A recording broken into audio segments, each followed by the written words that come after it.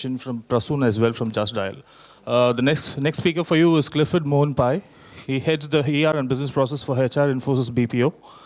And he's going to speak on accelerating high performance, build or buy.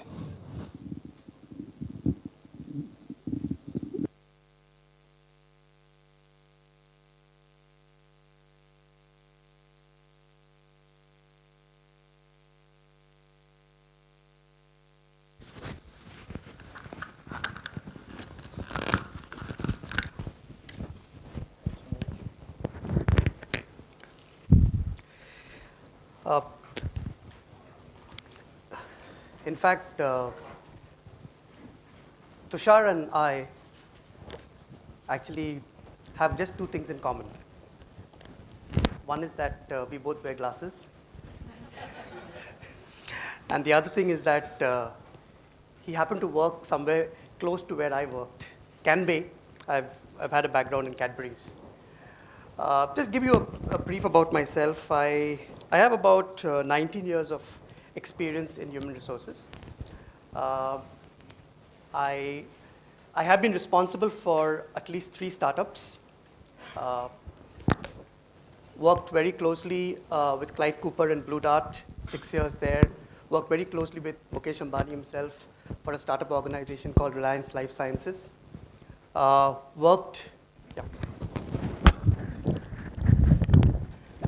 I then went into Cadbury's, again from an HR, IR kind of scenario. I then moved to an international role with Glenmark Pharmaceuticals, and for the last 6 years, I've been in the BPO industry with Infosys BPO. So basically had a cross-industry experience, never been in the same industry, 5 jobs, 19 years. I'm going to be talking about accelerating performance, yes. I am going to be talking about whether we build or buy. But I think what's most important is what I'm going to talk about is talent. I'm going to be talking about, for the next few minutes, I'm going to be dappling on the subject of talent, what the CEO has as the great challenge, what are the expectations of our clients, per se, from whichever industry. And finally, I'm going to be sharing about something about my own organization itself.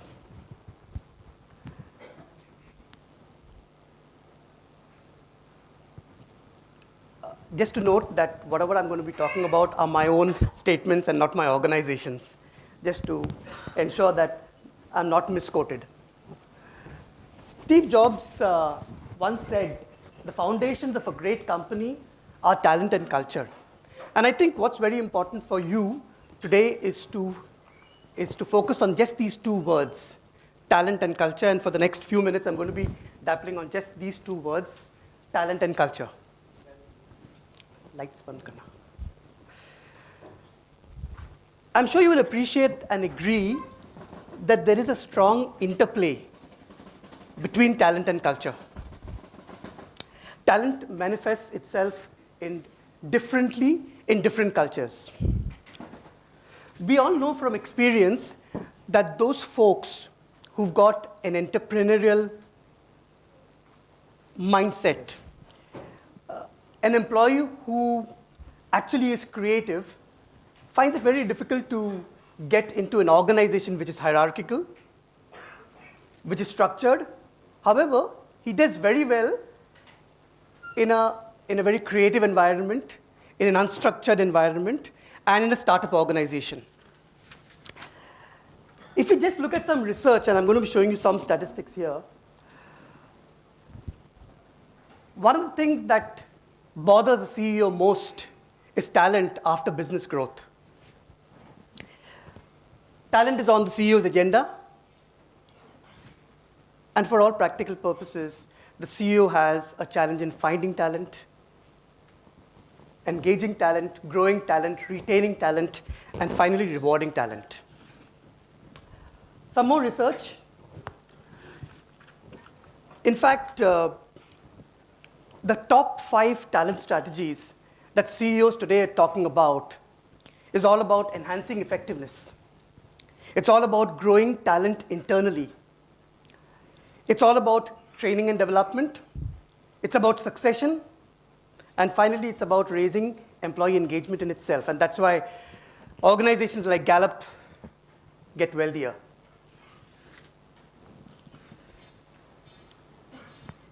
Just to take a look at the fact that talent today is the most grossly used words.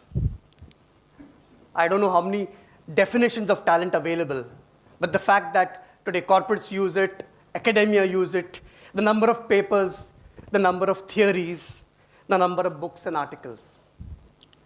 Whether profitable or non-profitable organization doesn't really matter, but they talk about talent. What does this talent actually mean? The fact that there's a lot of mind space that's being used on talent, and that challenges faced on talent itself is something bothering to the industry, to every industry actually. It's actually becoming more demanding with clients getting more demanding.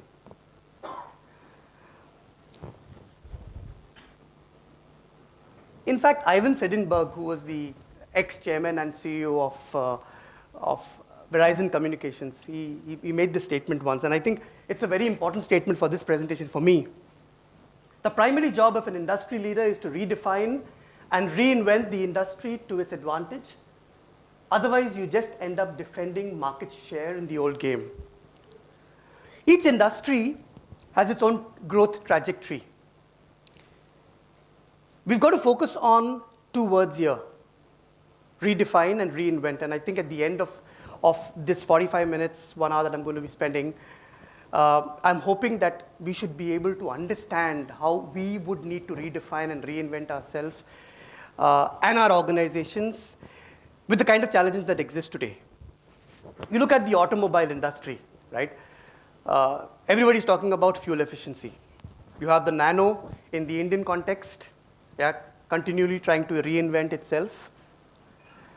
You look at Apple, yeah, Tushar talked about Apple. Yeah, and Apple today is supposed to be the leader in innovation, but the big S is following close behind, right? Samsung. Look at the Honda car. I mean, they would swear by petrol at one point of time. Today, I understand that they're launching a diesel car, right? Sorry? That was 26.5 kilometers. Yeah, so whatever. Yeah. The fact that these are islands of excellence, and it's all happening because the customer, the client is becoming more demanding. This is true of the Indian industry. It's actually in every emerging industry. In the knowledge industry too, some of the words that we are all talking about is sustainability. We're talking about cloud. We're talking about analytics. We're talking about big data, right? Everybody wants to redefine themselves, reinvent themselves. And now coming to my own industry, I belong to this industry for about 6 years now. And just like any other people-intensive industry, this is an industry which is driven by people. The industry has evolved over the 90s when it was all about transaction. It was about keeping your brains at home and coming to office. Yeah? Today, in the 2000s, we are talking about domain expertise. And today, much further, we are talking about moving from transaction to transformation. The client now is telling me, boss, you tell me, how is it that you're going to be adding value to my business? First of all, are you understanding my business? You've got to master my business. Tell me how to run my business. And then finally, transform my business. Yeah? Now, all that is going to be putting pressure on all of us. It's going to be putting pressure on talent. Yeah? Because the demands of performance is obviously going to be a stretch. Today, the client wants us to partner in the business. That's what we talk about. Meeting SLAs is usual. What is written in the SOW, taken for granted. Cost arbitrage, business as usual. The client expects you to know the business, understand the business, and finally today, the big word is client value? How am I going to be adding value to the client? Or else, why shouldn't the client go somewhere else? Just across the wall. Yeah? Why should he stay with me? And in all of this, the only game changer is talent. Yep. Talent is not just about headcount, as I said. It's the driver of business today. And we're talking about highly skilled talent. And that's why when I talk to my employees, I keep telling them, guys, including girls, obviously. So guys is the generic word. Please bring your brains home to work. Yeah? Don't keep them at home. Today we are talking about business, and we're talking about BPO, we're talking about finance and accounting, we're talking about sourcing and procurement, we're talking about knowledge services, we're talking about legal services, we're talking about analytics. So we are talking about niche products for our clients. And we are hiring CAs, doctors, PhDs. Yeah? So we're not talking about low-ended stuff, we're talking about high-ended stuff very clearly. And that brings us to the subject of performance of talent in a particular context. Yep. How does talent behave in a particular context? As I said, there is all possibility that a particular individual performs in one context and does not perform in another context, and come back to a definition of what talent is all about. But before that, client is talking about transformation. Client is talking about outcome, bottom line. Yeah? And you tell him about all the things that you're doing great. Boss, enough. Tell me, what am I getting out of it? What's the bottom line? Yeah? I think never before it's become, has it been so challenging for any industry, and much more in my industry. So what's talent all about? Talent is about knowledge, talent is about skill, but talent is also about intent and attitude. Yeah? And without that intent and attitude, knowledge and skill is of no use. Talking about hard wiring, what Tushar talked about, I remember the story, and some of you may have heard it. It's very common. You heard about the story of the scorpion and the frog? The scorpion wanted to cross across the other end of the water, and he said, boss, telling the frog, can you take me across? I'll jump onto your back. He said, are you going crazy? You, a scorpion, jump on my back? You'll kill me. You'll bite me. But he says, why would I do it? I also want to cross. If you die, I'm going to die. And that made some logic for the frog. So he said, okay, hop in. The scorpion jumps on the frog. And as the frog reaches the middle of the river, there goes the scorpion and bites the frog. And the frog goes down and he comes up. He goes down and he comes up. And finally, when he's up, he says, boss, why did you do it? We talked about it. Why did you do it? Why did you bite me? The scorpion said, because I'm a scorpion. And scorpions bite. And that's all I know to do. Expecting something otherwise will obviously set us for disappointment. And I think that's exactly what talent is all about. Without intent, without attitude, and the fact is that some of us managers, senior managers, I'm sure we do recruit for knowledge and skill. Yeah? And then we realize the mistake that we've made. And the total package is about experience, is about learnability. And that's what talent is all about. When we talk about context, we've all seen many examples around us of people how they succeed in a certain context and they don't succeed in a certain context. While building or buying talent, it's important to consider an organization culture. And that's why you just can't hire. It's obviously very important. And that's when we talk to consultants who don't understand your organization culture and just try to give you skills and knowledge. And that's where the problem lies. Without understanding an organization culture.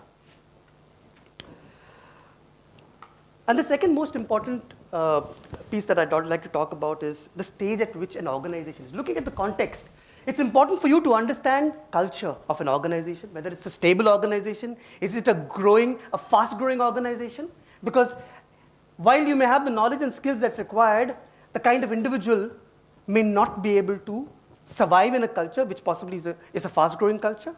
And a fast-growing culture obviously also would demand greater amount of rewards. Yeah, and you look at organizations recruiting people from your organizations, right? At sometimes 100% of salaries. How can they do that? Yeah, we're talking about margins eventually, right? And you say, boss, you go to the HR guy and said, boss, dekho, he's recruiting at 100%. I am also going to go. He said, go ahead. And you'll see that those folks actually are playing that risk model. Yeah, and it's coming down to every industry today. It's important for us, therefore, to understand so as to help you whether to decide or whether to buy or to build. And that's why it's important for you to understand culture and the context. Because it's this knowledge and context which is going to help us in accelerating performance. Yep. What about business requirement? Because normally when we say talent and context, Yep. everything finally it drills down to business requirement when you go to hiring.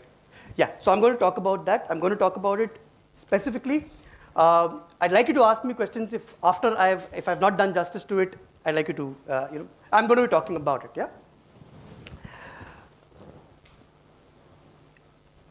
In terms of whether to build or buy, and let me tell you frankly that NASSCOM recently, I'm quoting NASSCOM, okay, recently said that the ITES industry today in India is about $100 billion US. $100 billion US, okay, and which is a combination obviously of domestic as well as international. Yeah? And we want to differentiate it. As an organization, every organization wants to differentiate themselves, and as an organization, Infosys, technology is a great differentiator. It is the people who will make it happen, and we need to bring in the right people to achieve the two.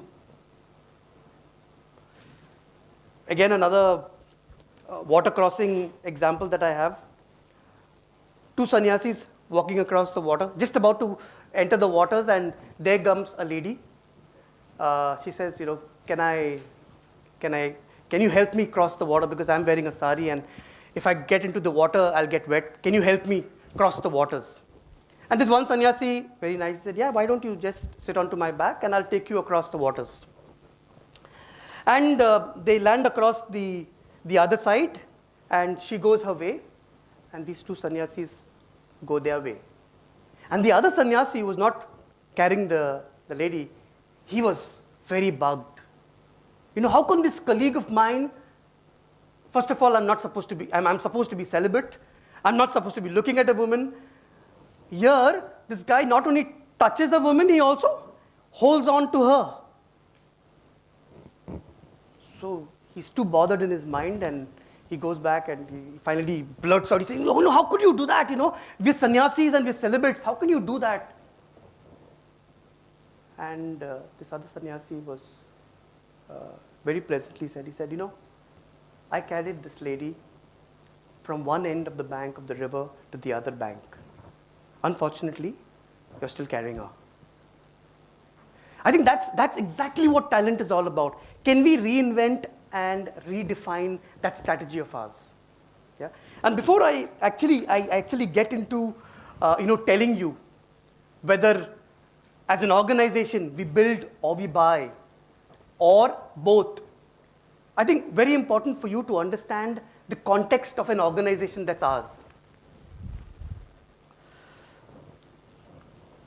From an organization perspective, GDP is at the heart of our strategy. That's growth, differentiation, and people. When you're talking about growth, as I said, it's about $100 billion market. Today, as an organization, we are a $500 million US organization. I'm talking about Infosys BPO, 25,000 employees, 132 clients, more than 18 centers. That's what we are. Market size obviously is not a concern for us because the market is in any case going to grow big. We are just about $500 million US, and we're talking about $100 billion US. Yeah. I am going to be talking. Yeah, absolutely. I'm going to be talking. I am going to be talking about. Yeah. And you can ask me questions if I don't address it. In any case. Yeah. Definitely, we're talking about differentiation, and we are going to be talking about technology-led differentiation here. We got to be different. Whether it's eventually it's talent is going to make the difference. It's the people which will make it happen. This is something, in fact, is the mantra of our CEO, GDP, and different from the normal GDP that you know. So, as an organization, what do we do? Do we build or we do buy? Obviously, the answer is build and buy. Yeah, I don't think that's great rocket science to understand. But what's I think very, very important for us to understand is when do we buy? When do we build? Why do we buy? How do we buy, and how do we build? I think that's an important question because through these questions, I'm going to be addressing both your concerns, yeah?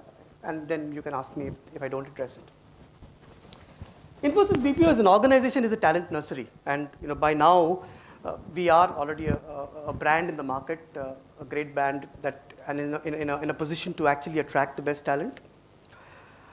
Talent obviously comes from the universities. Most of the talent comes from the universities. We also get laterals. It's we leaders who actually nurture this talent in the cradle. And the demography of India is changing, and folks now know whom to come to and who not to go to. Yeah? So when do we buy talent? Yeah. So it's all there out for you. We're facing critical times, we buy talent. When there's shortage in-house, we buy talent. When there is an unusually large requirement, obviously we've got to buy talent. When there's a just-in-time requirement, when we're expanding businesses, when we require a new set of skills and domain expertise, and finally when we require a breath of fresh air. That's when we buy talent. And when do we build talent? When very clearly that the talent that we require is core to our business in any case. When we want to have more of the products that we already have in terms of talent. When we have the right cultural fit, and that is more important than performance only. When we believe that we can develop in-house talent. When we have enough time on hand in spite of all the urgencies of business.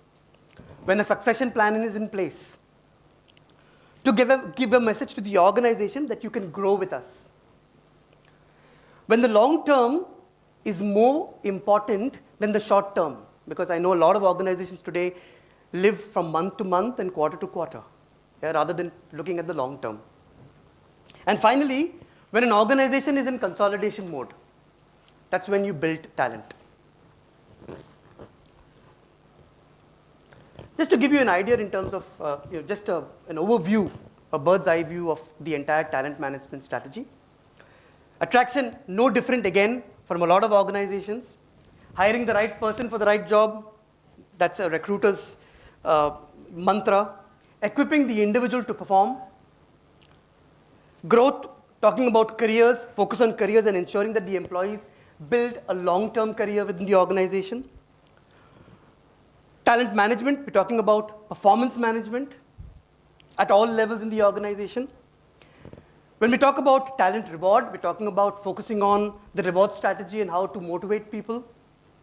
And we're talking about retention, we're talking about focusing on retaining your talent as well as reducing your attrition levels itself. Just a bird's eye view, but as we go along, I'll tell you something more of each of these. While as an organization, we've already, we have a unique selling proposition, but the fact that today we have an employee value proposition, which is a combination of the financial, the emotional, and the learning. When we're talking about the financial, we believe that we're fairly competitive in terms of salaries, and there is opportunity for asset and wealth creation in an organization like ours. When we're talking about emotion, we're talking about creating that connect, where leaders are actually monitored on a month-to-month basis in terms of their connect with people on the ground. And that's monitored by the CEO himself on a month-on-month basis. And obviously through providing a fair and rewarding working environment for an individual with a great culture and ethics. We're talking about learning opportunities, and exposure to technology with some of the world's best clients. Yep. We're also talking about an external brand perception, and that's something which comes with whether the external recruitment or the internal recruitment that you do. And just for your knowledge, we have a target today as the HR function to actually have 70% of all internal positions filled, all positions filled by people within. That's the kind of target, and incidentally, we've been able to meet that target in this last financial year. We're talking about competency-based selection process. We're talking about making the recruitment pipeline. And finally, I'm going to be talking about inclusivity itself. How do we hire? Yeah. These are some of the unique strategies that we do manage, and I believe we are unique in that sense. We have something called a Project Genesis, where we're talking about enhancing skills and increasing employability in B and C towns. So we're catering to some of the lowly towns. We obviously want to become an employer of choice, and because of which, last year alone, we connected with about 400 colleges and about 30,000 students through the Project Genesis itself. The youth of today obviously require these programs to help the nation, and there is a rigorous training program that we organize for them on their campuses. Besides that, we also have something called the Campus Ambassador Program, wherein we go down to campuses, we select some of the best, we get them to our campuses, we get them to acclimatize with our culture, with our working environment, and then we send them back to colleges because they are through their curriculum. They go back and they are our ambassadors. So the word of mouth obviously spreads faster than all the advertising that you do. And one more thing that we do is adopting a university itself, and therefore, university obviously has a lot of colleges, and we adopt a university, we influence the curriculum. We also ensure that Genesis, as well as the Campus Ambassador Program, is also activated in these colleges. And finally, we have something called a Spark, wherein on a regular basis, we actually have students, both from colleges and from schools, come into our campus on a weekend, spend an entire day, understand what the BPO industry actually expects from them, help them understand what Infosys BPO is all about. And so we're talking about the long term. We're not talking about short term here. We're talking about future Infosians, future folks who want to join the industry, to help them understand and have clarity on the industry itself. Last year, we did about 17,401 faculty, and we covered about 3,06,605 students itself. That's the kind of scale we are talking about.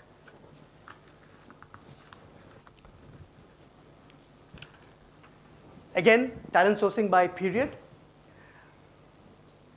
A great network of graduate schools, and that's something which we did. We've been doing actually all these years, and last year itself, we connected with about 750 graduate schools. Again, from A, B, and C schools, A, B, and C towns. We've also got a network of business schools that we attend. We've also got a corporate internship, which is not only for our students in India, but we also have students internationally who come down to India, because a lot of folks internationally actually want to have India on their CVs today. I hope you understand that. Today, with the kind of reach that we have across 77 cities and 32 countries, each of our development centers actually become a hiring hub for us. That's the context of scale that we're talking about. We also into diversity hiring, and the fact that I'm happy to announce that we actually also won the Helen Keller Award some time ago for the most disabled-friendly company. Last year alone, we had about 138 people and with diversity, and the fact that we also have an environment that is supportive within the campus itself. Because a lot of people, a lot of organizations do recruit, but the fact is to create an environment, to create that support system for diversity is obviously a great challenge also. And in fact, attrition in this particular sphere is almost 0%. We also have a program called iWin, which is an Infosys Women Inclusivity Network. Incidentally, we have about 41% of our workforce as women. Yeah. Creating common ground, we are talking about 95 nationalities, and out of which 7% of our workforce are all locals. We're talking about global centers. Obviously, like any other organization, we've got maternity, paternity, but besides that, we've also got adoption, we've got part-time, we've got flexi working, and we've got selective commuting also, telecommuting. In terms of all the support system that we provide to our diversity, counseling, health and safety workshops, family days, satellite offices, 24/7, MBBS doctors available on the campus, round the clock, and near-site daycares for our women employees. And one last slide in terms of the kind of recruitment that we do, which is inside out. We also have an employee referral program, which is something like the multi-level marketing model that we do. So it's, if I refer an individual, I get a reward. But I also get a reward if my referral joins us. Yeah? So that's the kind of network, and that creates a great amount of excitement for an employee to actually make references. Obviously, I can't refer people for my own function, but I can do it for other functions, and it's also level-based. It's not for senior management. And then finally, we have something called, as I said, 70% as a target for internal job posting. In fact, for the last three CEOs that I've seen in my organization, which were all selected from within the organization itself. Yeah? In the last 6 years, I've had ample opportunities to move from location, to move to global centers, and also to ensure that if I want to look at adding value, either into operations, into quality, into HR, that's the kind of USP that's provided here. In terms of the strategy by type of work itself, not such a great thing, but very important for you to note that we've been able to successfully de-skill all the work so as to make it as very simple processes, so that you don't require only great minds to work on processes, but a lot of our complex higher jobs are actually simplified or automated. In this manner, we've been able to map the candidate's skills to the required process more aptly. Yes, we've got a great campus. Today we've got something called a Mysore campus, which is a 35-acre campus, which is one of the world's largest and the best training center in the world. At one go, we are in a position to actually train 15,000, train as well as accommodate. But it's not about infrastructure only. It's also important that we have a strategy, a talent strategy in place.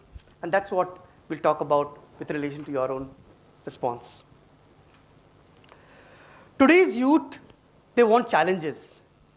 And if you're not providing healthy, strong, challenging jobs to them, then obviously they're not going to be excited enough. And I think while all of us in our own organizations have a very structured goal-setting process, that's something we also do. After putting all the effort, an employee needs to know how he is doing, and in order to encourage him to his high performance. he also needs to know how he's doing. We have just like a lot of organizations, we have a biannual performance assessment model. We also have something called a performance improvement plan, specifically to help bridge the performance gaps. For middle management and top management, we also have something called a personal development plan, which supports an individual at the mid-management level. Creating a talent pipeline, as I said, while we have something called the internal job posting, we obviously encourage promotion. Today, the internal job posting itself is a way for you not only to grow horizontally, but vertically also, with something which we did just about a year ago. Talking about careers of life, for life, I think very important for each one of us to have great pride in the organization that we belong to. And I think that's some great lever. Very important to have leadership focus itself. It's important to have performance-based compensation. Senior management at my level would actually have about 50% of our compensation, which is a variable piece.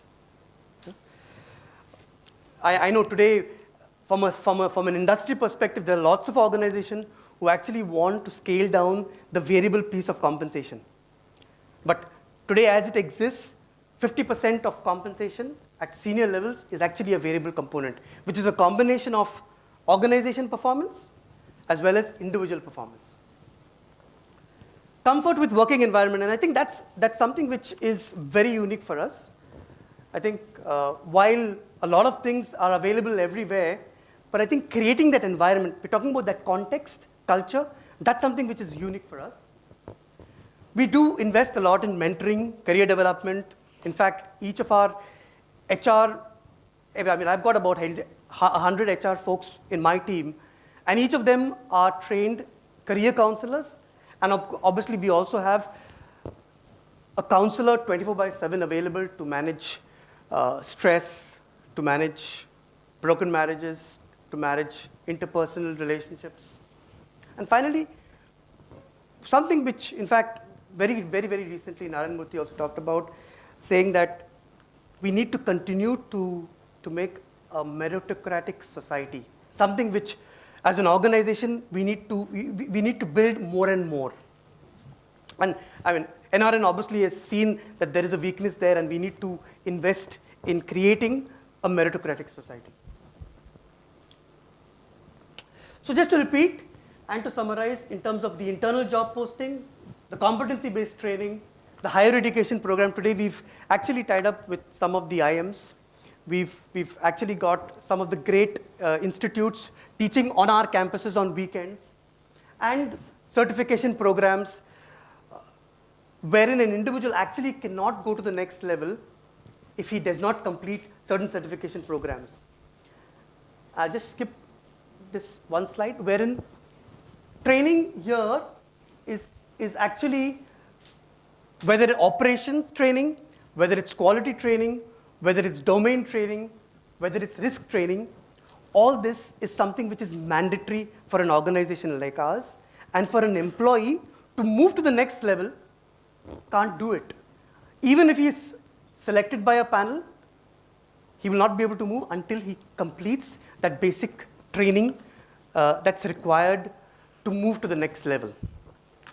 And for all practical purposes, in fact, today an employee, if he wants to know what are the skills that he requires to move, or the knowledge required to go to the next level, he can see it all on the portal. Sorry?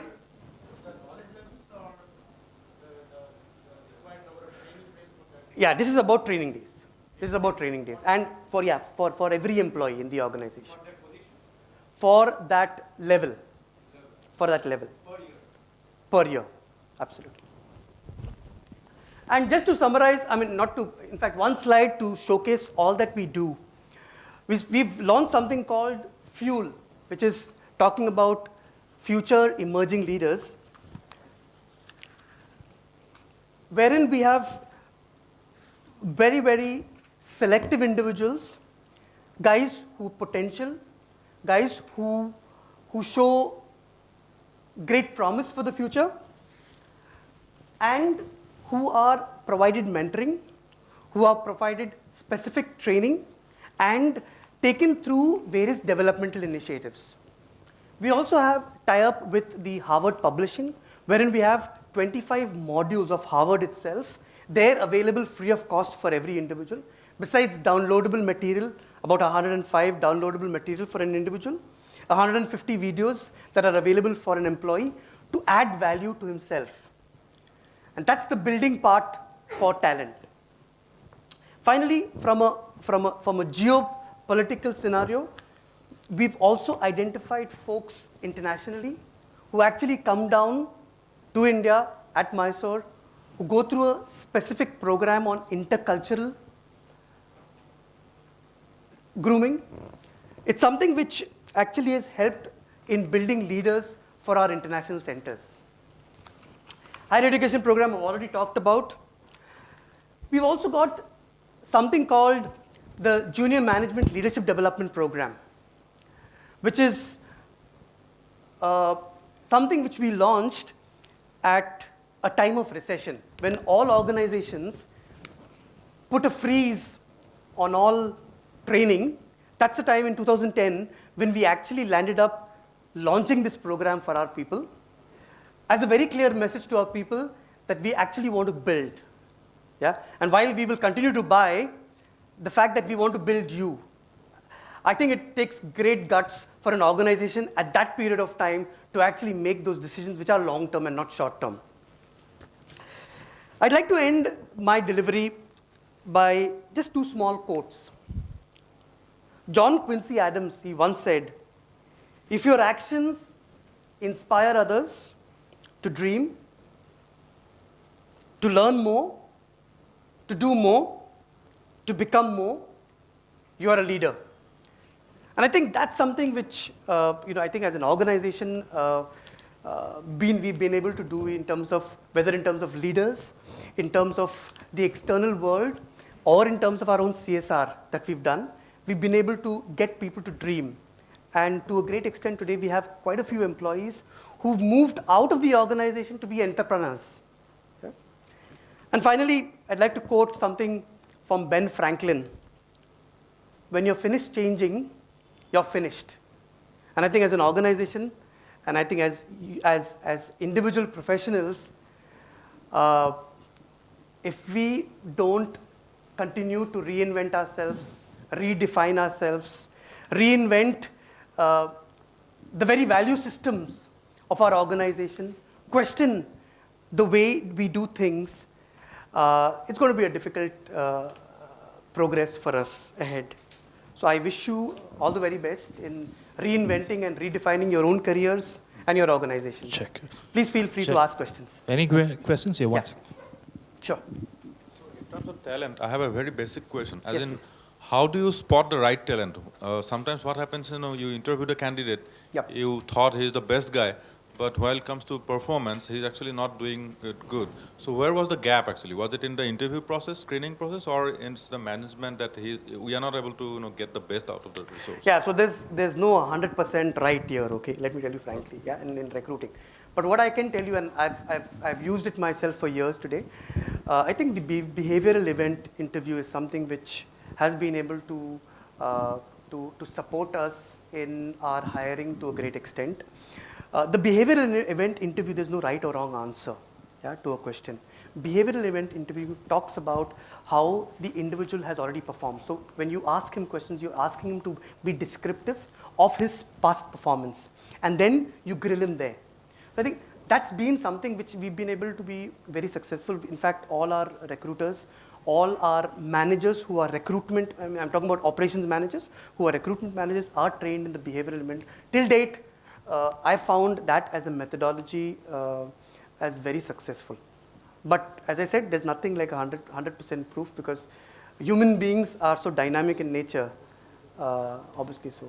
Yeah. But then I can only suggest that you try out the behavioral event interview. And if you can actually go through a program on behavioral event interview, I think it's one of the, I enjoy doing the behavioral interview, and I myself continue to specialize on that area to ensure that I'm better in a position to hire. Yes, sir. I have a question on this appraisal part. Sure. See that in generally in any appraisals there is a standard measurement which is given at various levels, like how much GM, what is the cost saving. So there are very clear measurement methodologies given to all the individuals. And second part is his attitude and his leadership and his how acceptable he is as a people manager. Those are very soft skill oriented things, and it's very difficult to measure that part of it. So I just wanted to know your thoughts in terms of when from an organization perspective, how you emphasize or tell your managers that when they evaluate any individual, what should be important, or is there some balance or some percentage on the measurement part and the soft skill part? Okay. So for us, very clearly as an organization, it's a downward scorecard. Yeah. So the CEO scorecard comes down, right? All of us. Every employee, even down to the employee who joined 2 months ago at the fresher level, soon after college, has got hard-bound KRAs. Okay, that's one thing. Second thing is, performance evaluation is not a one-time exercise or a two-time exercise. It's a monthly exercise for us. So we've actually been able to, and the fact that we have 25,000 employees in Infosys BPO, we've actually been able to institutionalize something called the one-on-one, which is very normal, right? One-on-one, where a supervisor and employee has a discussion every month. We've been able to actually institutionalize it. Okay. Our evaluation criteria is only based on KRAs, very clearly definable. Even for example, as an HR, I've got numbers, right, that I'm going to be judged upon. And there is competencies. That is something which I will do a self-evaluation, and my boss also does an evaluation. And that's where that feedback comes in. So we've got a very clear definition of all the soft skills which you're talking about, competencies. It's a very clear definition. So when I'm evaluating myself in the appraisal form, it's very clearly defined what is it that is expected of me, and I would rate myself on a 5-star. And where do I see myself at? And where does my boss see me at, and what's the difference? In fact, we've generally seen that there has been a difference, but at times we see a very large difference between what the supervisor evaluates and what actually there's a self-evaluation. And of course, we all know it the way we evaluate ourselves, right? We always, there is a strategy where some evaluate themselves on a higher level so that the boss, goes a little, on a 5, so that the boss can go on a 4 at least, right? Which is a high rating. There are some folks who rate themselves on a 2, so that the boss can, go on a 3. But for all practical, just to answer your question, yes, it's not something which is a hard bound. For us, very clearly, every individual in the organization has got numbers, and your evaluation is on numbers. Okay. From a competencies perspective, as I said, there's a self-evaluation and a supervisor, and for our managers, we also have a 360-degree appraisal.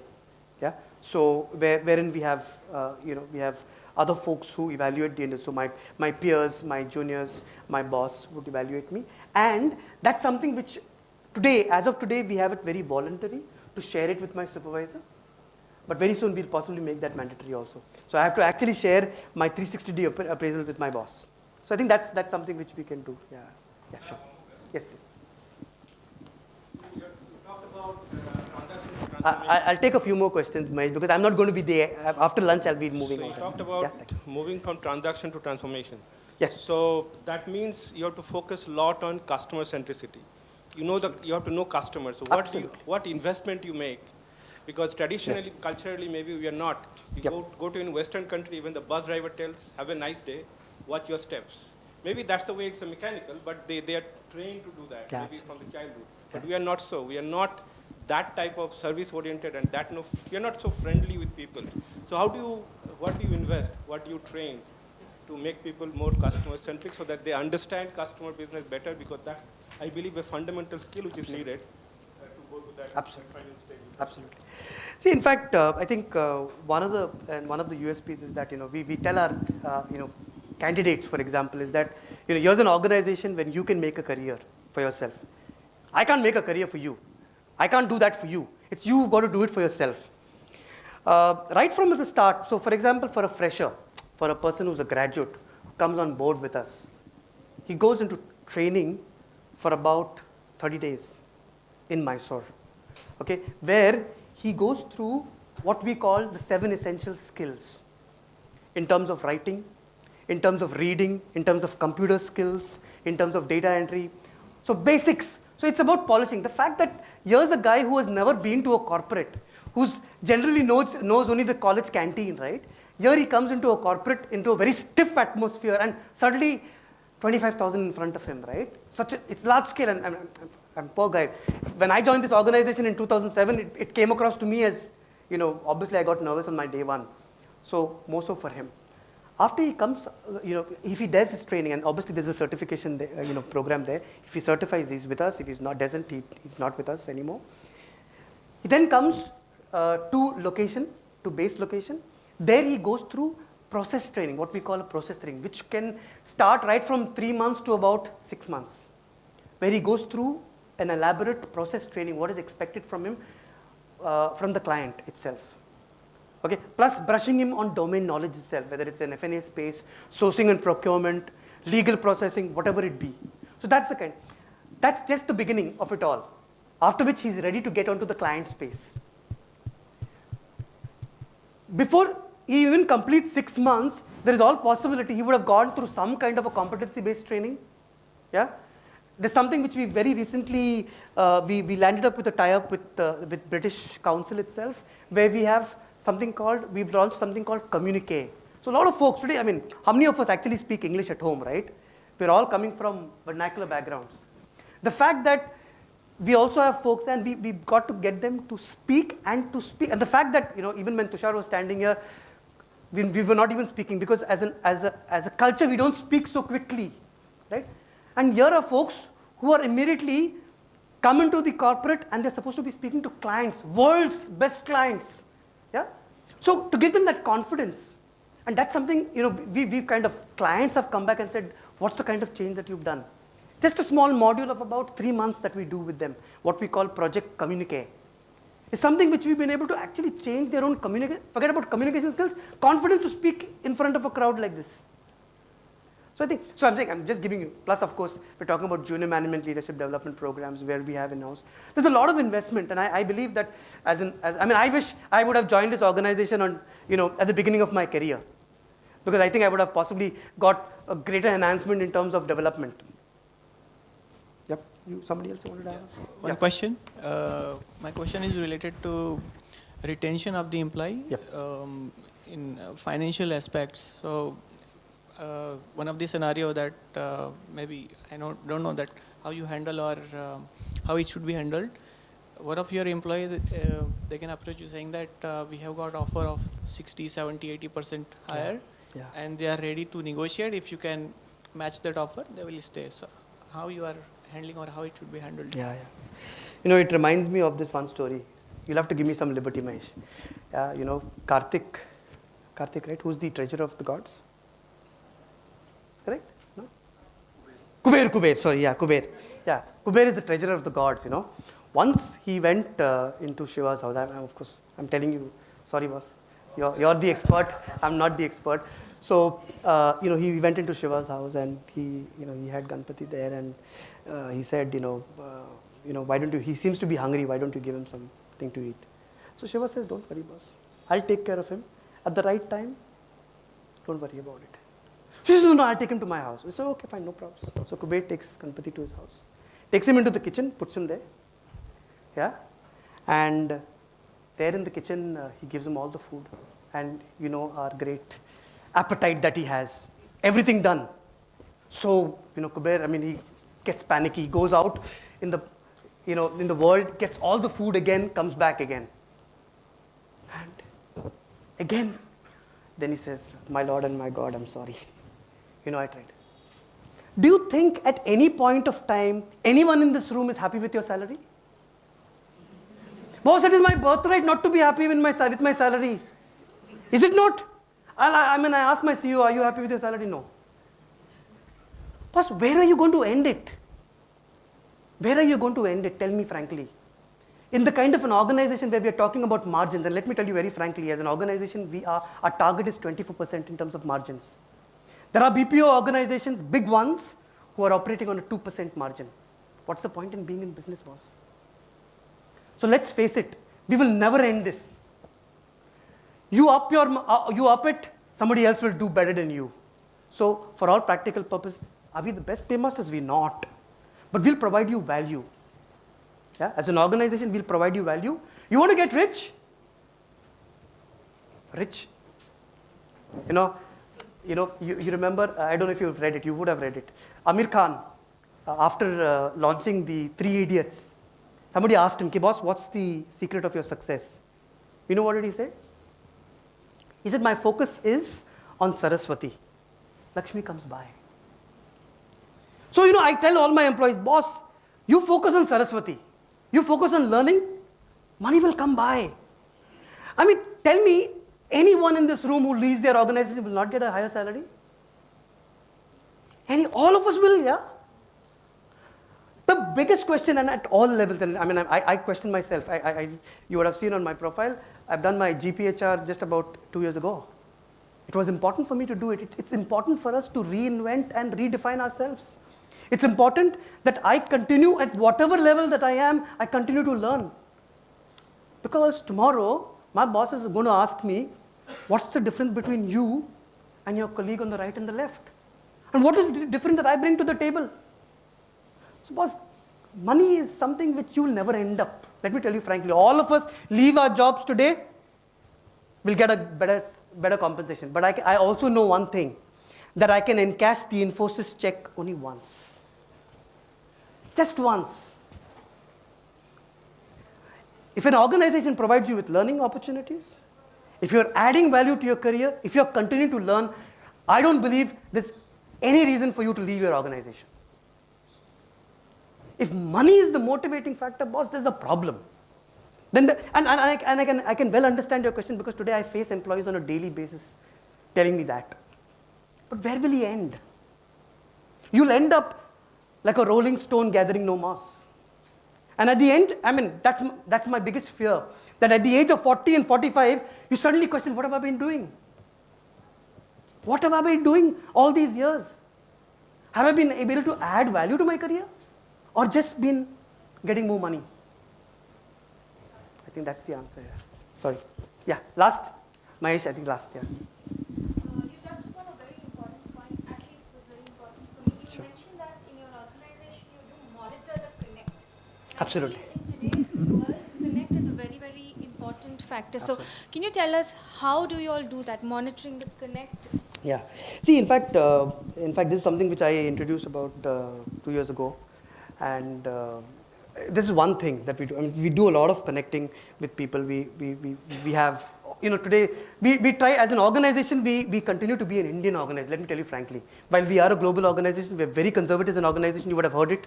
Yeah? And we try to avoid anything that's not Indian for all practical purposes. Okay, let me tell you. But something that we very rigorously do, so whether it's team huddles, whether it's floor walks, whether what we call meet your leaders, some way of, whether it's town halls, it's something that we do. At the end of the month, one of my colleagues shoots out an email to all senior management asking them details of the number of people that they met and what is it that they did. And that is sent to the CEO every month. On the 5th of every month, the CEO receives a report connecting. And today, for all practical purposes, the target that we only 2 months we met it, the target that we've kept is to connect with 10,000 employees in a month. Yeah? We met it only 2 months. We're hovering around 7, 8, 9,000. Because, that's something which we feel, and trust me, while, most of us are in this room are fairly senior, but today we are dealing with a very dynamic workforce, an average age of about 28. Yeah? Folks who would like to make a quick buck, folks who would not want to work hard, yeah? Who would want to eat fast food, everything fast, promotion fast, progression fast, everything fast. And I think that's where we senior leaders have to connect with our junior. Otherwise, what's going to happen to India? Yeah, and that's one of the reasons where Narendra Murthy was very clear that we will not recruit employees who are undergraduates, because we don't want to create an India which is an uneducated India. Very clear, at least graduate is the minimum. That's something which we are looking at. So I'm saying that, and we've realized it, and in fact through our employee satisfaction surveys, through our benchmarking surveys, we've realized that folks on the ground are actually expecting leaders to connect with them. And I'll tell you one thing which again we've already completed about a year and a half today. We call this Gurukul. We've launched Gurukul, wherein we realized that the first 6 months is when an employee moves into the organization. He suddenly sees such a large environment. He's not connecting with people as yet. He's still groping, understanding, learning. Yeah? And that's what we said that, so every leader, so I have about 25 folks who I mentor. And I'm not talking about senior mentor. That's a different, we have a different mentoring program itself. I'm talking about folks who've just come into the organization at the fresher level. So I mentor every month. I have a program office who manages, and it's not about me. I'm talking about all my senior leaders have got to meet 25 employees every month. That same batch. So there's a Gurukul batch that is connected with me. These 25 folks I meet every month, and that's when I not only connect with them, I understand their issues, their concerns, I guide them. One of the things that I told them was the moment before you even think about putting in your papers, you got to talk to me first. And folks have actually done that. So I think that's the connect that I think it's very important for all organizations to continue with this, and specifically with the age group that we are dealing with today. Thank you very much, folks. Thanks a lot, Mr. Clifford, for being here in spite of your busy schedule. I will request Vasudha from HPHC to kindly pass a memento to Mr. Clifford.